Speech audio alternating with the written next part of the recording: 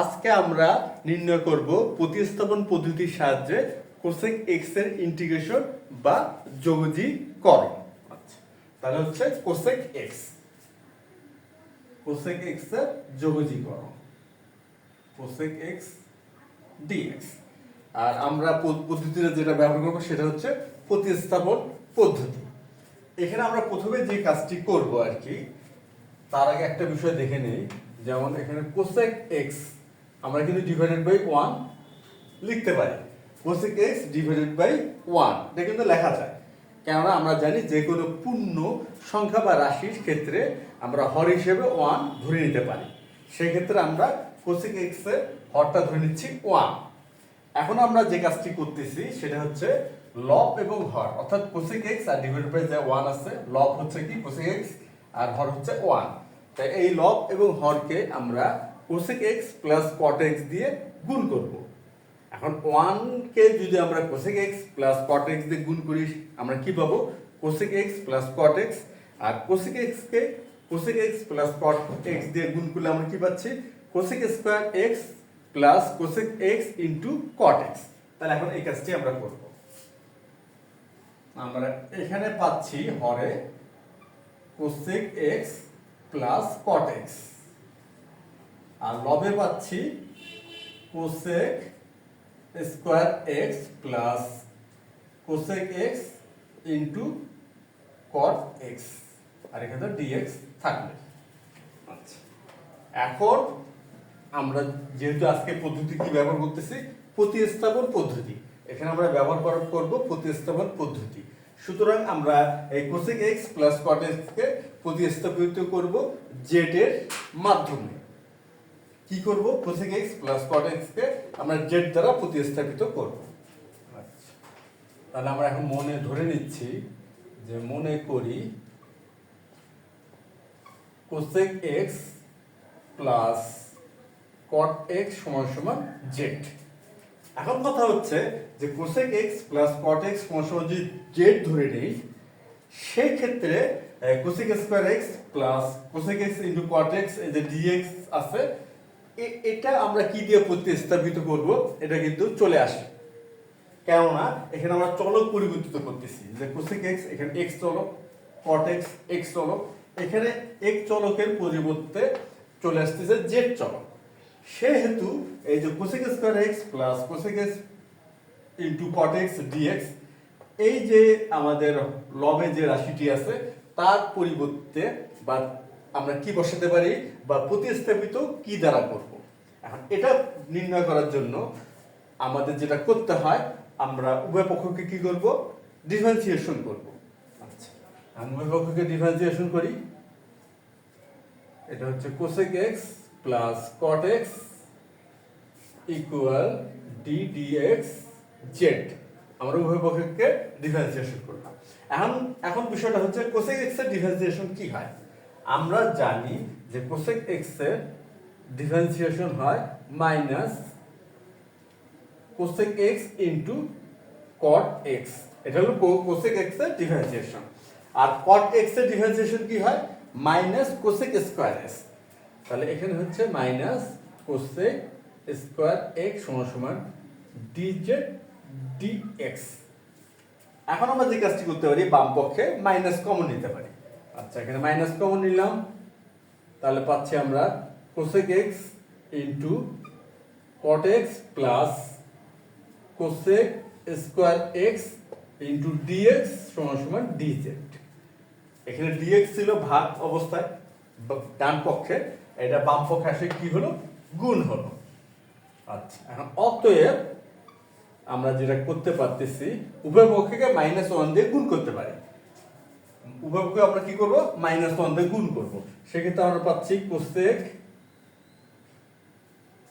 Cosec x into cot x plus cosec square x, এটা হচ্ছে dx equal minus DZ. আমরা উভয় পক্ষকে কি করলাম? -1 দিয়ে গুণ করলাম। এখন আমরা প্রতিস্থাপিত করতে পারি। Cosec x plus cot x প্রতিস্থাপিত হচ্ছে কি দ্বারা? জেড দিয়ে। এখানে আমরা ধরে নিলাম cosec x plus cot x সমান জেড। তাহলে এখানে আমরা এখন জেড লিখবো আর এখানে আমরা উভয় পক্ষে ডিফারেন্সিয়েশন করে কি পেয়েছি, পাইলাম হচ্ছে cosec x into cot x plus cosec square x dx সমান সমান মাইনাস dz। তাহলে এখানে আমরা পাচ্ছি মাইনাস dz। এখন কথা হচ্ছে 1/z এর ইন্টিগ্রেশন কি হয়, 1/z এর ইন্টিগ্রেশন কি হবে, 1/z এর ইন্টিগ্রেশন হবে ln z প্লাস c। এটা হচ্ছে 1/z এর integration ln z plus c। আচ্ছা, এখানেও তো ঠিক তাই 1/z, সামনে একটা মাইনাস চিহ্ন আছে, তার সাথে জাস্ট একটা মাইনাস চিহ্ন চলে আসবে, তাহলে আমরা পাচ্ছি minus ln z plus c, minus ln z plus c।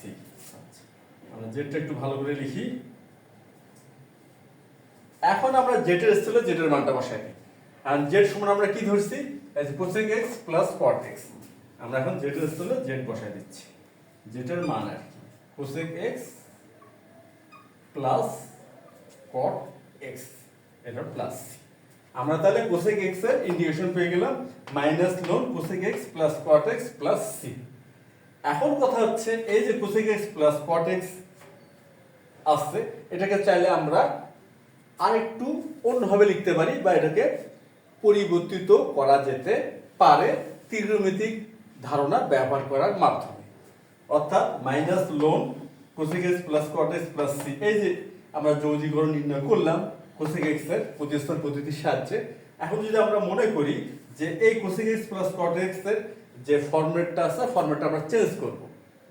আচ্ছা, চাইলে আমরা এখানে এটাকে চেঞ্জ করতে পারি, আর এই ধারণাটাও রাখা জরুরি বলা যেতে পারে, কারণ আমরা আমাদের ওই ধারণাগুলো আমরা যেখানে চেঞ্জ করব, চেঞ্জ করে যে ফরম্যাটটা পাবো, ওই ফরম্যাটটাও আমাদের অনেক গাণিতিক সমস্যার সমাধানে ব্যবহার হতে পারে। যখন আমরা বিভিন্ন ধরনের যৌগীকরণ নির্ণয় করব, আমাদের ওই ধারণাটাও কাজে লাগবে। এর জন্য আমরা ওটাও শিখব যে এই cosec x plus cot x এর যে ফরম্যাটটির বদলে কোন ফরম্যাট আনা যেতে পারে ত্রিকোণমিতি ব্যবহার করার মাধ্যমে।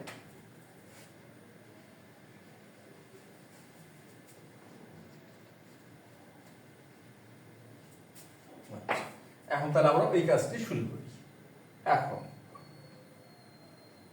এখানে আছে হচ্ছে cosec x plus cot x। তাহলে cosec x plus cot x সমান আমরা যেটা পাচ্ছি, আমরা যে কাজটি করব cosec x এর স্থলে কি লেখা যেতে পারে 1/sin x।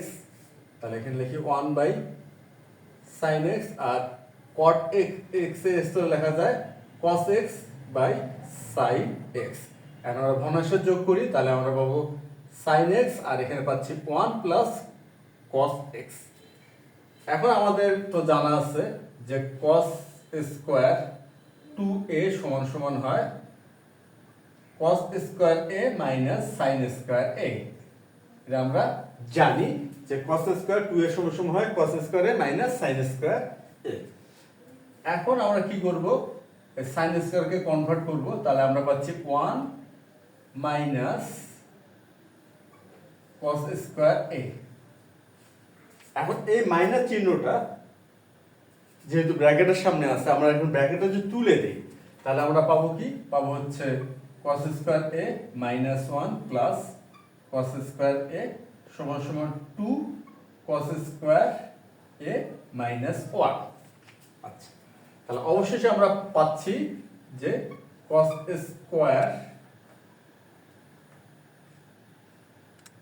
সরি এটা cos স্কয়ার হবে না, এটা হবে cos 2a। আচ্ছা, এখানে স্কয়ারটা হচ্ছে না, এখানে হবে কি cos 2a সমান সমান হচ্ছে cos square a minus sin square a। এই স্কয়ারটা কিন্তু এখানে হবে না, এটা ভুল করে দেওয়া হয়ে গেছিল, আসলে এখানে স্কয়ারটা হচ্ছে না। তাহলে cos 2a সমান সমান কি cos square a minus sin square a, আর এই sin স্কয়ার a তো লিখলাম 1 মাইনাস cos স্কয়ার a, আর সামনে মাইনাস চিহ্ন আছে ব্র্যাকেটের সামনে, ব্র্যাকেটটা যখন রাখবো না তখন হয়ে যাচ্ছে minus 1 plus cos square a। সুতরাং আমরা পাচ্ছি 2 cos স্কয়ার a মাইনাস 1। আচ্ছা, এখন এই মাইনাস 1 টা যদি আমরা এই পাশে নিয়ে আসি, অর্থাৎ বাম পক্ষে নিয়ে আসি, তাহলে cos 2a প্লাস 1 হবে 2 cos square a। cos 2a plus 1 সমান সমান কি হচ্ছে 2 cos স্কয়ার a। এখন যদি আমরা এইভাবে লিখি যে 1 প্লাস cos a, তাহলে 1 প্লাস cos 2a সমান সমান হচ্ছে কি 2 cos স্কয়ার a। তাহলে 1 প্লাস 1 প্লাস cos 2 এর সমান সমান কি হয় 2 cos স্কয়ার a। তাহলে 1 প্লাস cos এর সমান কি হবে, এটা হবে 2 cos স্কয়ার a বাই 2। এখানে 2a ছিল এই জন্য a হয়েছে, তাহলে a আছে তাহলে হবে a বাই 2। আচ্ছা, এই ধারণা যদি এভাবে বোঝানো যায় তাহলে আমরা আরেক একটু ভিন্নভাবে ব্যাখ্যা করি বিষয়টা। দেখি এইভাবে যে cos 2a সমান সমান হয় 2 cos স্কয়ার a মাইনাস 1। তাহলে এখন cos a সমান সমান কি হবে, cos a সমান লেখা যায় যে cos 2 ইনটু a বাই 2। আমরা এখানে কি করলাম, cos a এর স্থলে cos 2 এর ফরম্যাটটা নিয়ে আসলাম। এখানে 2 মানে তো 2 আর a বাই 2 হচ্ছে a। আমরা যদি গুণ করি তাহলে cos a ফেরত পাবো। তাহলে এই ক্ষেত্রে আমরা পাচ্ছি 2 cos square a by 2 minus 1। এখন মাইনাস 1 কে যদি আমরা বাম পক্ষে নিয়ে আসি আর কি, তাহলে 1 প্লাস cos a সমান সমান পাবো আমরা 2 cos স্কয়ার a বাই 2। তাহলে 1 প্লাস cos a সমান আমরা কি পেলাম 2 cos square a by 2।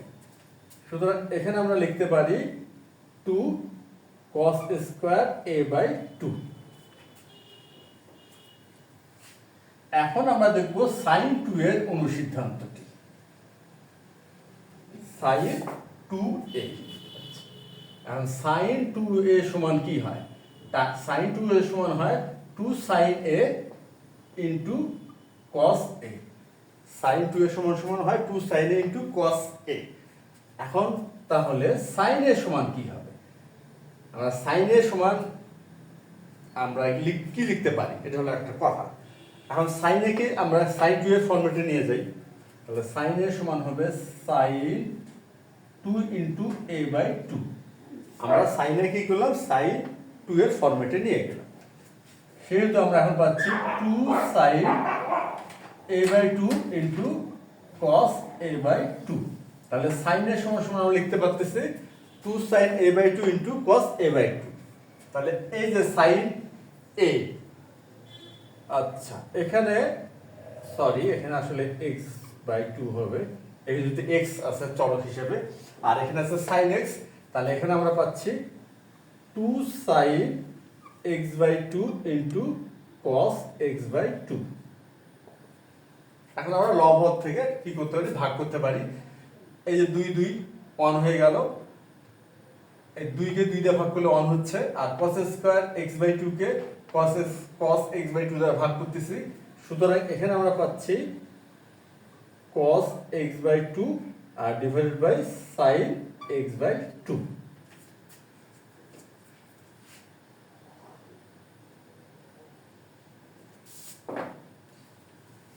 Equal হচ্ছে cot x বাই 2। আমরা তাহলে cosec x plus cot x equal কি পেলাম cot x বাই 2। তাহলে সুতরাং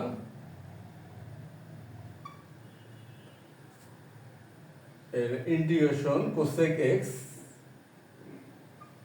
সমান সমান আমরা পাচ্ছি minus ln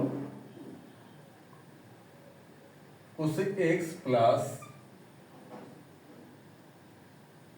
cot x plus c আর ইকুয়াল মাইনাস ln, এখন cosec x plus cot x এর স্থলে লিখতে পারবো আমরা cot x by 2, cot x by 2 plus c। এখন আমরা যদি একটা বিষয় খেয়াল করি, এই যে মাইনাস ln আছে, আমরা log এর একটা সূত্র দেখি, আর log a ভিত্তিক m সমান সমান হয় log a ভিত্তিক m to the power r। এটা হচ্ছে log এর একটা অতি ব্যবহৃত একটা সূত্র বা প্রচলিত একটি সূত্র। এই ধারণাটা যদি এখানে আমরা ব্যবহার করি তাহলে সেক্ষেত্রে আমাদের কি হবে, কেননা ln কি ই ভিত্তিক log, lnও কিন্তু এক লগই, এটা হচ্ছে ই ভিত্তিক log। সুতরাং আমরা এই log এর এই সূত্রটি এখানে আমরা ব্যবহার করতে পারি। যদি ব্যবহার করি তাহলে কি হবে, এই যে মাইনাস আছে, আমরা এই মাইনাসটাকে চাইলে -1 লিখতে পারি, কেন মাইনাস ln যা আর ln কে -1 দিয়ে গুণ করাও ঠিক তাই। তাহলে এটা হচ্ছে এরকম থাকলো, x/2 প্লাস সি। এখন এই যে -1, তাহলে এটা কিন্তু এটার পাওয়ার হবে -1, আর এটা -1 পাওয়ার মানে কি 1/cot হবে। আচ্ছা, আমরা এখন একটু ক্যালকুলেশনটা করিয়ে দেখি। তাহলে এখানে হচ্ছে ln, এখানে cot x/2 পাওয়ার হচ্ছে -1 প্লাস সি, তাহলে এখানে হচ্ছে ln 1/cot x/2 plus C, তাহলে হচ্ছে ln tan x/2 plus C. তাহলে বলা যেতে পারে যে আমরা আজকে যে প্রতিস্থাপন পদ্ধতির সাহায্যে এই কোসেক এক্স এর ইন্টিগ্রেশন নির্ণয় করলাম, এটা তোমরা সবাই বুঝতে পারছো। আর নির্ণয় করার পর যে আরেকটি ধারণা ব্যবহার করলাম, যে ত্রিকোণমিতিক আরেকটি ধারণা ব্যবহার করে এটার ফরম্যাটটাকে পরিবর্তিত করলাম। আশা করি এই বিষয়টাও তোমরা বুঝতে পারছো। তাহলে আজ এই পর্যন্তই, ধন্যবাদ তোমাদের সবাইকে।